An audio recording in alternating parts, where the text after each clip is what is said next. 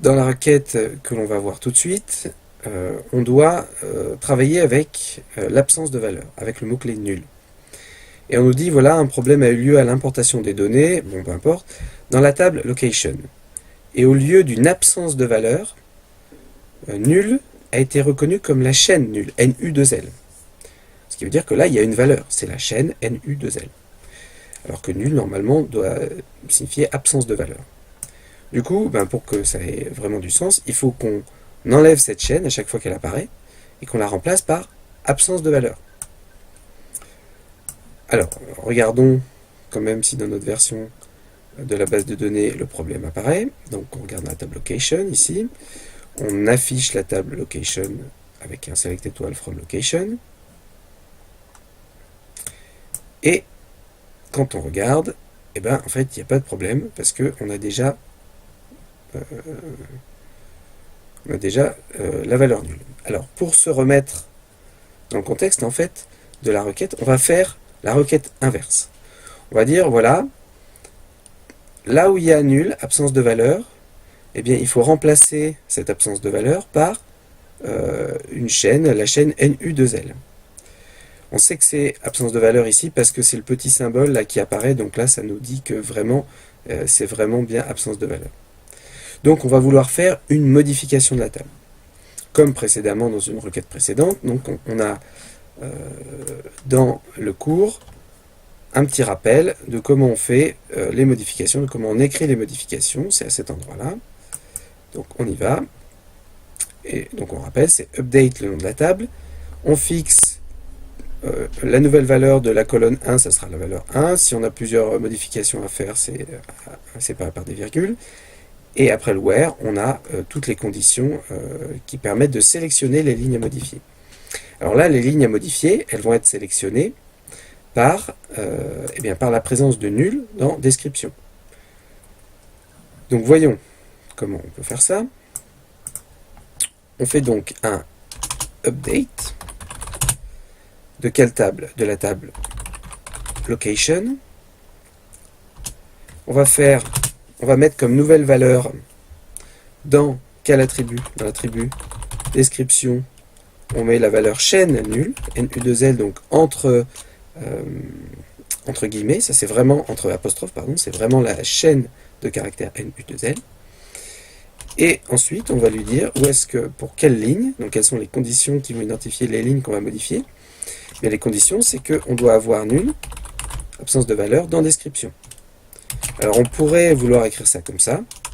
Or en fait, quand on veut dire ça, on n'écrit pas égal nul, mais on écrit is nul. Voilà, c'est une exception, il faut la connaître et s'en rappeler. Donc à chaque fois qu'on a description is nul, hop, on va remplacer description par la chaîne NU2L. Alors là, il est possible que à l'exécution de la requête qu'on va tester tout de suite, on ait un message d'erreur du workbench qui nous dise attention, en fait, si vous faites ça, vous allez modifier potentiellement plusieurs lignes et c'est dangereux et le workbench vous empêche de faire ça par défaut. Alors voyons si c'est effectivement ce qui se passe. Voilà, c'est exactement ça. Il nous dit, vous êtes en train d'utiliser le Safe Update Mode, donc la modification sans problème, le mode de modification sans danger. Et donc on ne peut pas vous autoriser à faire ça. Alors ça en fait c'est une des options par défaut du workbench. Donc pour la modifier il faut aller dans préférences. Et puis après il faut la trouver. Donc le Safe Update. Voyons, ça va être dans quel onglet?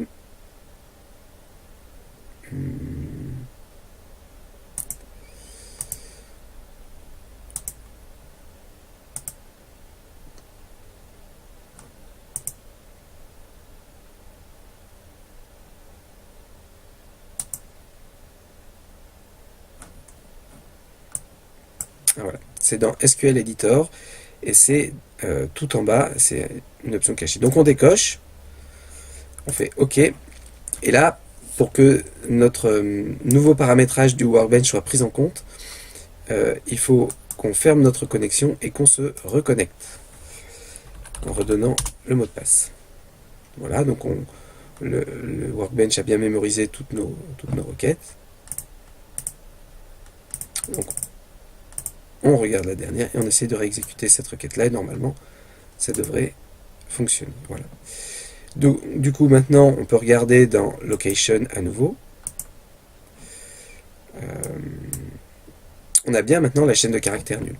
Bon, bah, l'idée, pour vraiment répondre à notre requête, bah, c'est de faire à nouveau le contraire, ce qui va être assez simple à partir de la requête précédente. On peut faire donc un petit copier-coller.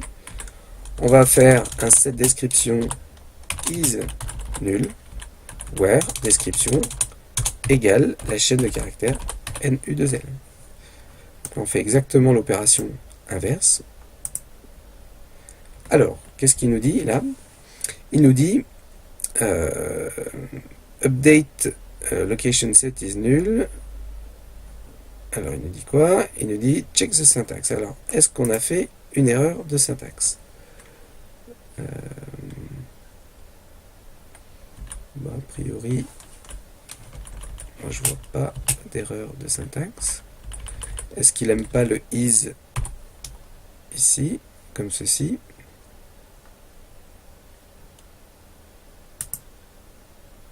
Ouais, alors a priori ça doit être ça.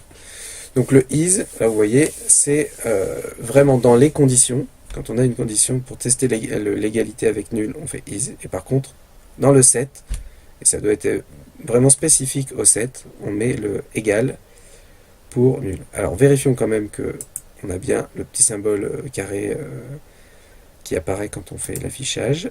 Ouais, voilà, c'est bon, on a bien notre petit symbole carré qui apparaît dans l'affichage.